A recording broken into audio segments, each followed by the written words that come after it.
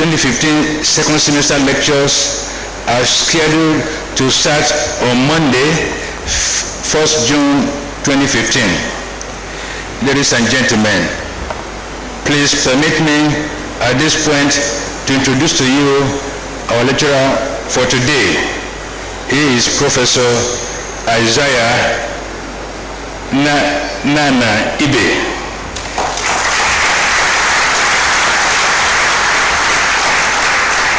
The title of his lecture is Wholesome Foods and the Intervening Variables Between Government and the People. Professor Isaiah Nnanna Ibeh was born on 30th December 1954 at Ibeh to the family of leader Nnanna Ibeh and Mrs. Georgina Wangu Ibeh in Ohafia, local government area of Abia State.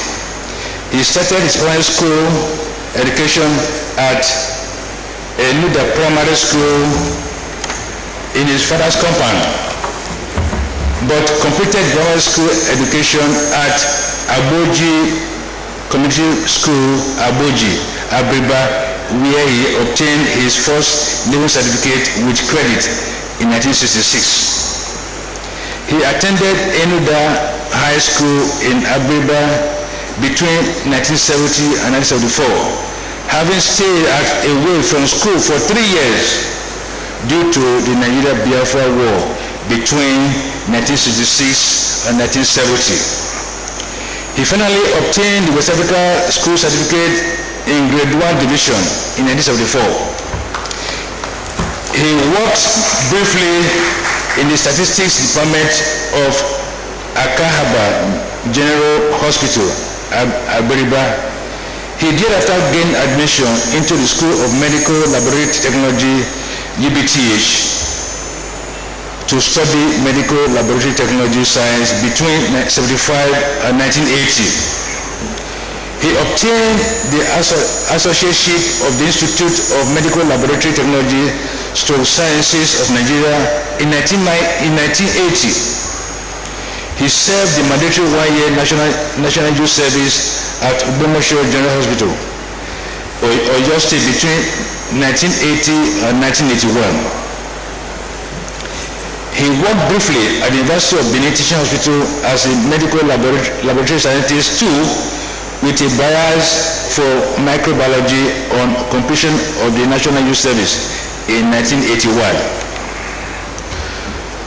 Professor Ibeh gained admission into the University of Benin Department of Microbiology for Master of Science degree in Microbiology in 1986. He obtained the Master of Science degree in 1988. He enrolled for his PhD degree in microbiology between 1989 and 1992 in the same department and University of Benin. He obtained the Doctor of Philosophy degree in 1992. Professor Nnanna Ibeh joined the service of University of Benin as Lecturer 1 in 1993. He rose through the ranks to the position of professor in October 2003. Professor Issa has served in various capacities within and outside the university. At the University of Benin, he served as acting head of the Department of Microbiology between 2005 and 2007. Dean School of Basic Medical Sciences, College of Medical Sciences, 2012 and 2014. Member, Committee for Auditorium Management, 2002 to 2008. After the University of Benin, Professor Ibeh served as Chairman, Edo State Association of Laboratory Scientists of Nigeria between 1996 to the year 2000. ESCO member, National Executive Council, Association of Medical Laboratory Scientists of Nigeria between 2000 and 2001. Professor Nnanna Ibeh has to his credit over 80 scientific publications in local and international journals. He has, in addition, published 6 textbooks and 2 literature books. Professor Isaiah Ibeh has supervised 17 PhD theses, 3 MPhil and 33 MSc projects. He has also supervised several undergraduate projects. Professor Ibeh belongs to several professional bodies, including American Society for Microbiology, Nigerian Society for Microbiology, Indian Society for Toxicology. He is a fellow of the Council for Medical Laboratory Sciences of Nigeria. Professor Ibeh is a founder of the NIBIS Club of Nigeria, a philanthropic organization. His hobbies include reading and writing, football and playing draft.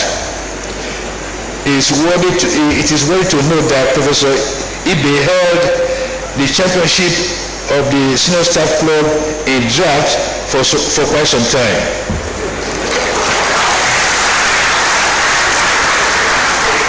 Professor Isaiah Ibeh is a devoted Christian, a pastor of Faith Revival Ministry, Benin City. He is happily married to Mrs. Opeyemi Ibeh, and they are blessed with children and grandchildren. Ladies and gentlemen, it is my singular honor to invite Professor Isaiah Nnanna Ibeh, a professor of food microbiologist, to deliver his lecture, inaugural lecture. Professor Isa.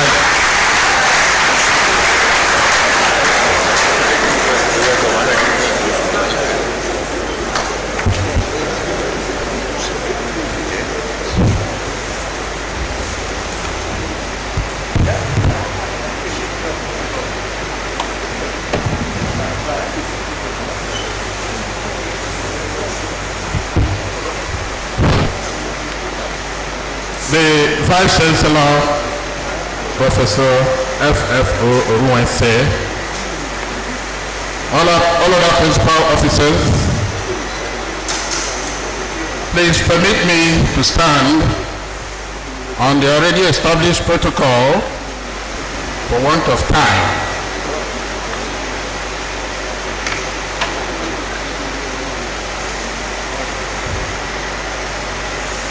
Today I would like to dedicate this lecture to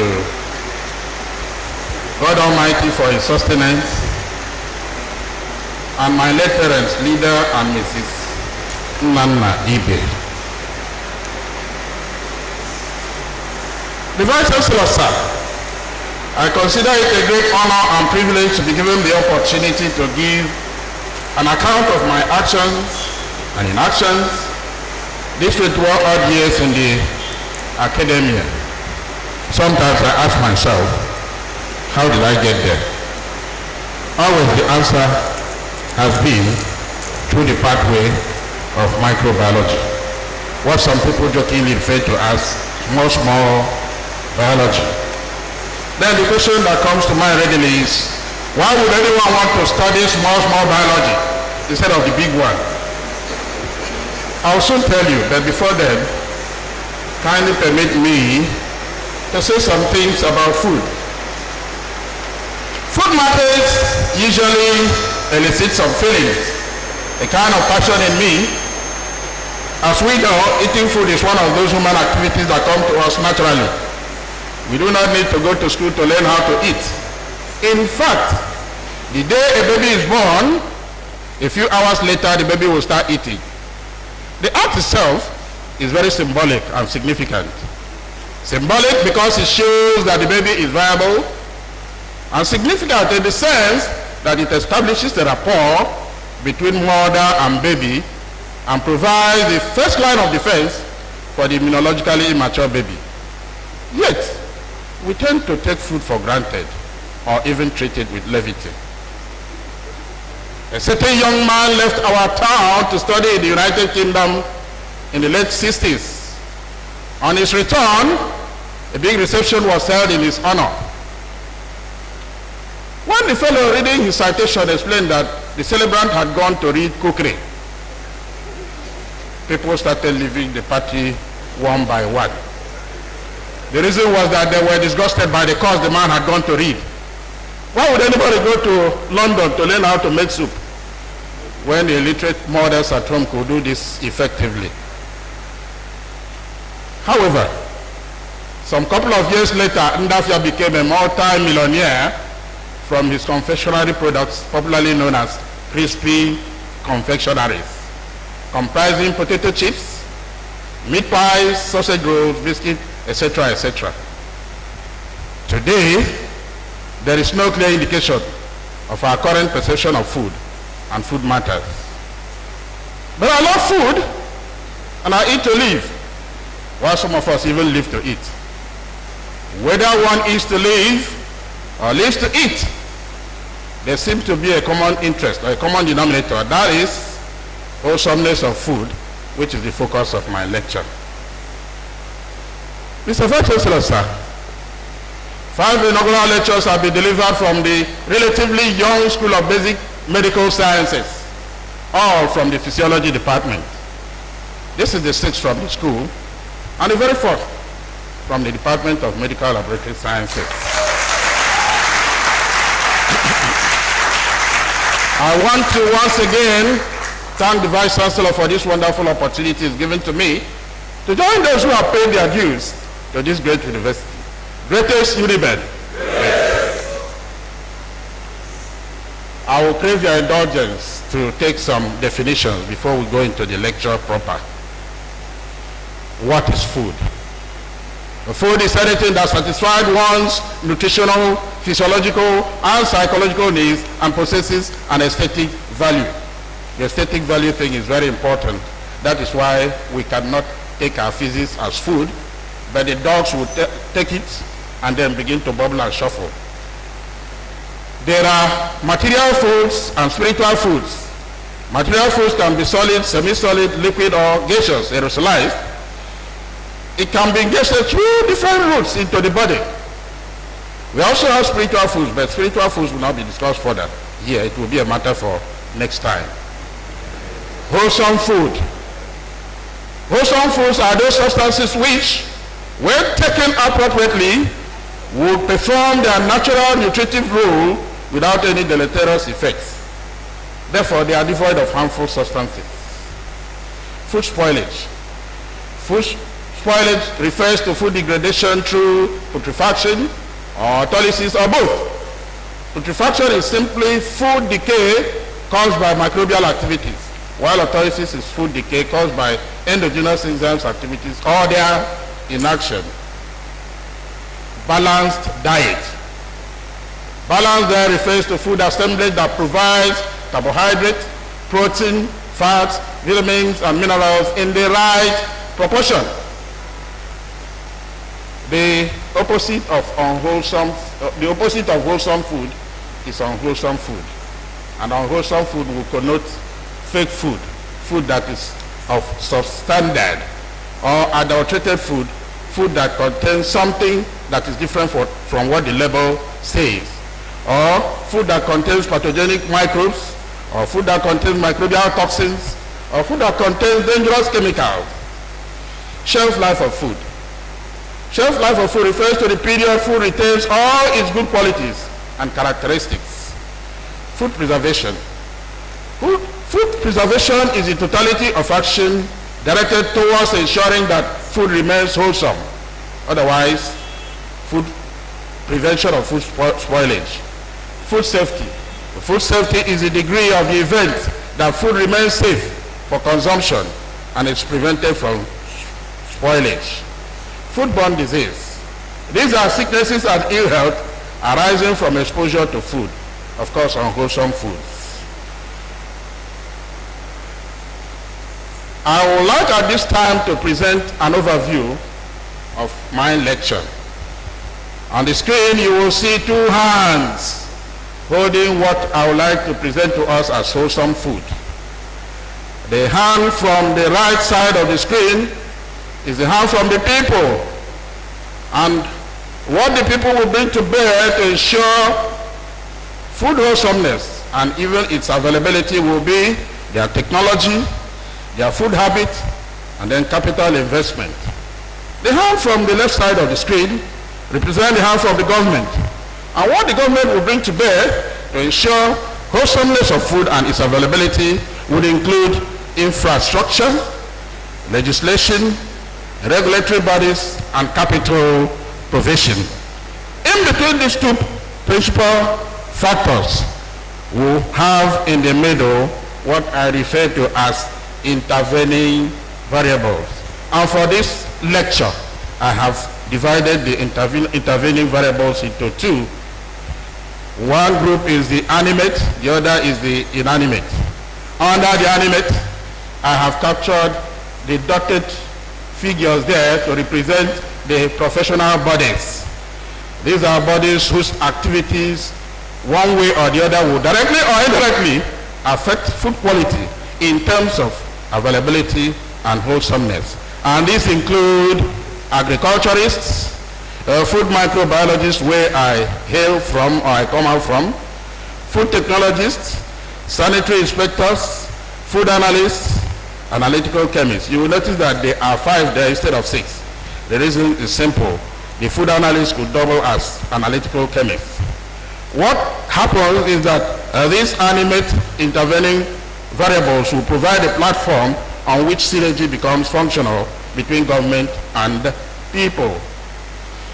The inanimate intervening variables include political instability, for example, wars.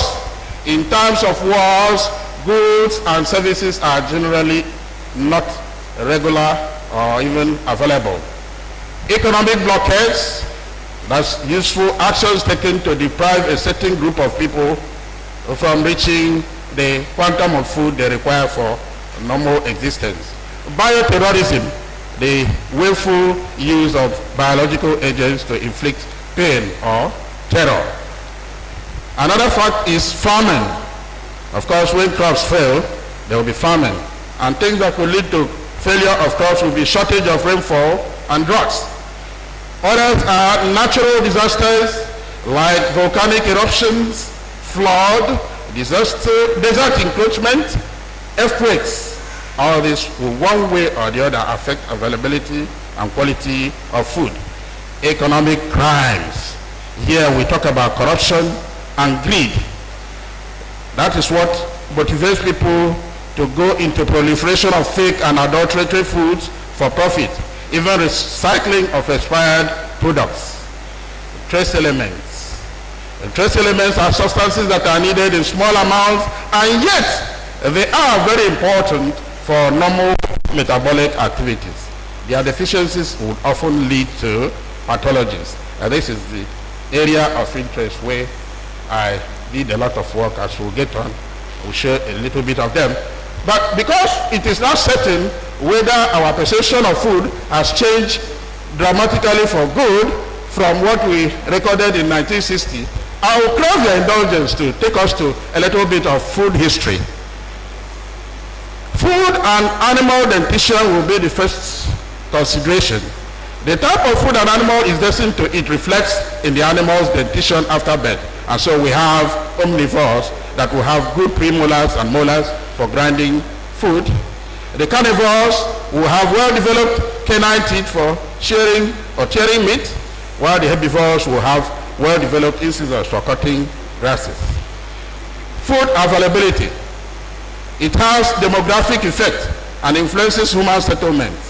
That is why families will cluster around where food is easily available, and this usually gives way to large communities, villages, and towns. The coastal areas of West Africa provided this ideal situation, except of course the sporadic raiding by slave traders, which introduced some elements of insecurity in the early days. Food scarcity. Food scarcity can lead to intertribal wars, family conflicts, betrayals of trust. Communities have waged wars against neighboring communities over farmland, fish ponds, etc., etc. Even as we talk, there is tension in the northern parts of our country as a result of regular conflict between pastoral farmers and arable farmers in that region over grazing rights. In the early 60s, America came very close to a nuclear war with Russia over the Alaskan grains. Armies and empires have crumbled because of food scarcity. Therefore, food can be veritable instruments of warfare. The Israelites entered into Egypt because of food scarcity and later became enslaved by the Egyptians. The Nigeria-Biafra war saw food playing a decisive role. Food in international trade. Nigeria pre-independence was a major exporter of groundnut, palm oil, cocoa, and kola nuts. These cash crops were major foreign exchange earners for the country, and they contributed to give Nigeria a robust economy. After independence, the story began to change. We found oil and abandoned agriculture. Food as a major employer of labor. Food provides employment to a large number of people in any community, in the rural or urban areas, developed and developing countries. Food business is always a thriving one in all epochs all over the world. Let us take it a little bit further and look at food in the affairs of mankind. It is really an understatement to say that food is important in the affairs of men or any other biological entity for that matter, considering the following antecedents. The first man, Adam, had to die spiritually after disobediently eating the forbidden fruit in the Garden of Eden. As a punishment, or should it be as a mark of benevolence from God, man became deprived of immortality by being prevented from eating the fruit from a certain tree in the same garden, as recorded in Genesis 3:22 to 23. Following that, the ground became rebranded to yield less. In fact, the ground was programmed to produce corn and thistle from the labor of man. Genesis 3:17 to 18. Today, some of the food and feedstuff available to us contain anti-nutritive factors. Perhaps they originated from there. The first temptation Satan gave Jesus after he had fasted for 40 days was to turn stone into bread. Jesus declined to produce stone bread in order to satiate his hunger. His very words, "Man shall not live by bread alone." Matthew 4:4. Today, many people live by or conduct themselves as if bread and butter are the only things that matter. And they eat stone bread and stone fish, which are very, very poisonous to the body. The human body needs food from which energy for work is derivable. So, a baby cries for attention when food is needed. The mother provides breast milk and other stuff, depending on the age of the baby. But when an adult is hungry, what options are available to him? There are many. However, how he decides to settle the issue can have far-reaching consequences in his entire life. Esau, for example, sold his birthright to his brother because of a plate of porridge. And the prodigal son in the Bible returned and went back to reconcile with his father, as recorded in Luke 15:11.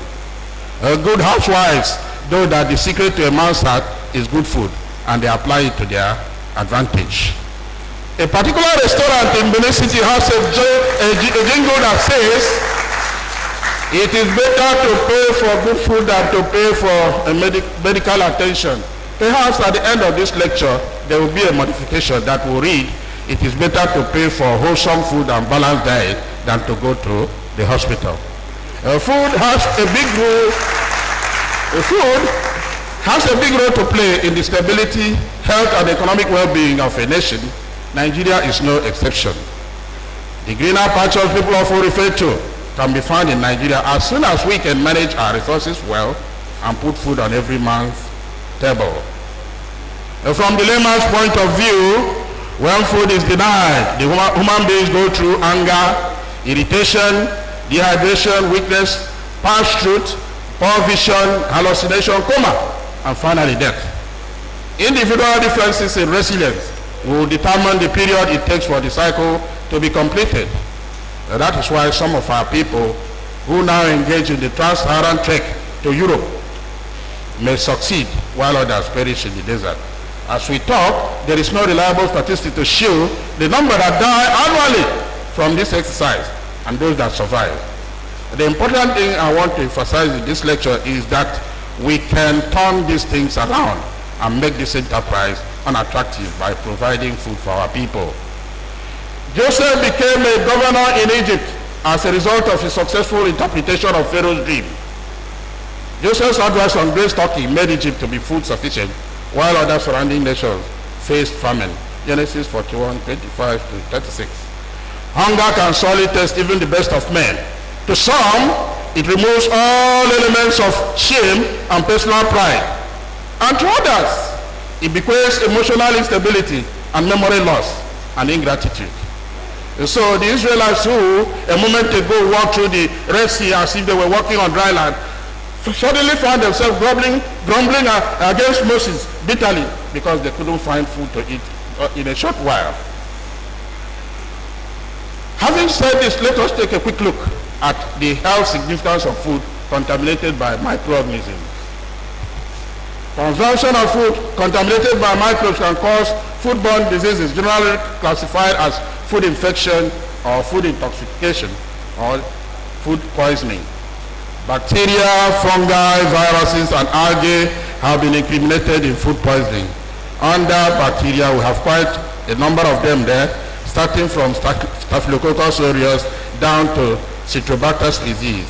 They have all been reported to be associated with foodborne diseases such as staphylococcal food poisoning, salmonellosis, shigellosis, listeriosis, cholera. These diseases occur sporadically in different parts of Nigeria. The fungi of the genera Aspergillus, Penicillium, Fusarium, they have also been associated with food poisoning known as aspergillosis, pedicillosis, and fuminosis. Viruses are not left out. There are quite a number of them that are involved in food-borne diseases. The most important one is the Lassa fever that we experience sporadically in different parts of the country. Under protozoa, we have species or genera, entomobile species, down to Trichuris, Trichuria. They have all been associated with amoebic dysentery, tapeworm infestation, ascariosis, and trichuriosis. Under algae, the dinoflagellates belonging to the genus Guialox have been associated with shellfish poisoning. Microorganisms and food association. Why would microorganisms get to food? The reasons they get there are quite many. We'll just take a few of them. The food itself could be a natural habitat for the microorganism. For example, water will contain aquatic microorganisms. And microorganisms can also get to food because they also need food just as we do. Or they could get into food from the farm, or during the time the crops are harvested and being transported to the factory, even down to the time we prepare it to eat on the table. If we don't take time and do it properly, microorganisms can get there. Having gotten there, what happens? Microorganisms associated with each food type are known as competent microorganisms because they won't possess the right enzymes that will enable them obtain nutrients from the affected food.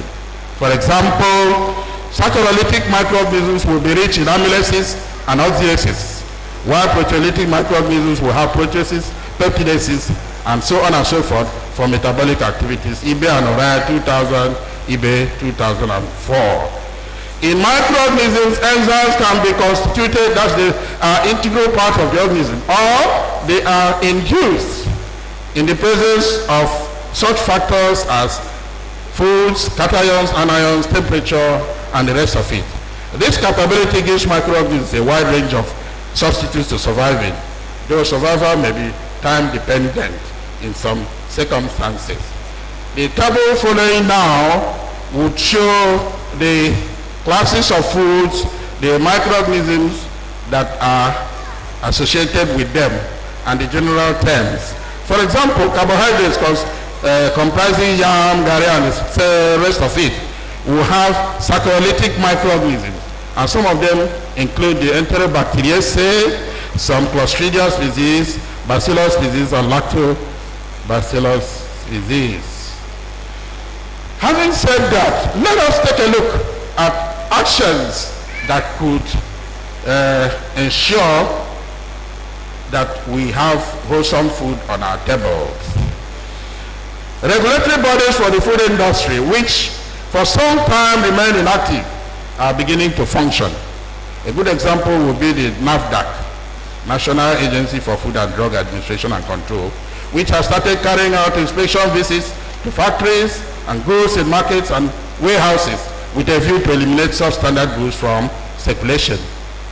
Provision of improved variety of crops from fish fingerlings through the activities of research institutes such as NIFO in Benin City, IITA in Ibadan, and Rubber Research Institute in Nnanna, including Institute of Oceanography, Lagos. Provision of agricultural extension officials. These are people that are expected to reach farmers in hinterlands and educate them on good farming practices. The emergence of robust faculties of agriculture in Nigerian universities for the training of high-level manpower to provide adequately trained hands for the food industry. Let us look at the converse, actions that are likely to expose us to the consumption of unwholesome foods and foodborne diseases. Drinking of raw egg.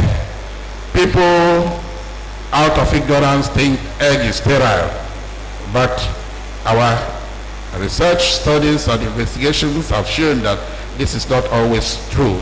As a matter of fact, the very time the egg is laid, the pores are very open and microorganisms can gain entry. Therefore, drinking raw eggs carries some health risk. Eating of food that previously fell from one's hand to the ground. Eating of sour soup. Drinking of untreated raw, that is unpasteurized or untreated milk. Drinking rainwater. Drinking pond or lake water, leaving foodstuff uncovered. This is very, very dangerous, because when we do this, we are likely to have nocturnal visits from microorganisms, and when they leave, they will leave behind the signs of their visit, and some of these things can lead to foodborne diseases. In 1999, a killer beans in Ibeh in Oyo State, now Osun State, claimed lives due to pesticide contamination. Cholera killed 30 in Delta State in April 2015. Similar experience occurred in the Ilusion area of Edo State in 2014. And Lassa fever made sporadic appearance in different parts of Nigeria with death tolls. A strange disease broke out in Ondo State in 15th April 2015, involving about 23 persons. Each person went blind before death. That's 18 out of 23. It was later found that all these people have been exposed to a certain type of alcohol. But before that, the incident provoked panic and fear of a possible resurgence of Ebola disease in Nigeria, which had been linked to consumption of contaminated bushmeat, bats, and monkeys. Some West African countries, even as we speak, are still reeling under the effect of Ebola virus epidemics. The World Health Organization, WHO, estimates shows that 2 million people die annually from foodborne diseases all over the world. This is scary, to say the least. And when I'm scared, I pray. Mr. Vice Chancellor, sir, permit me to stick to my habit. And let me pray. May our shadows never grow less, and may wholesome foods never depart from our stomachs, he said. Intervening variables. We will now take a look at the intervening variables proper. We'll start from the inanimate. We'll look at trace elements. These are substances that are required or needed in very small quantities, yet they are very, very important for metabolic activities and normal functioning of the body. There are quite many. Because of time constraint, I'm not going to go through all of them. They are divided into macro elements and micro elements. Under the macro elements, we have calcium, magnesium, sodium, phosphorus, sulfur, potassium, and chloride.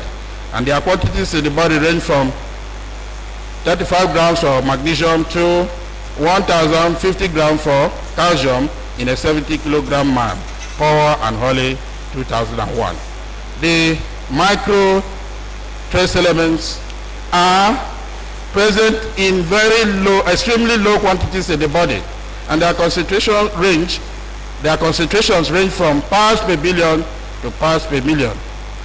These elements include iron, iodine, copper, zinc, selenium, molybdenum, fluorine, arsenic, nickel, silicon, and vanadium. Approximately 40 grams of iron and 0.009 grams of vanadium can be found in a 70 kilogram man.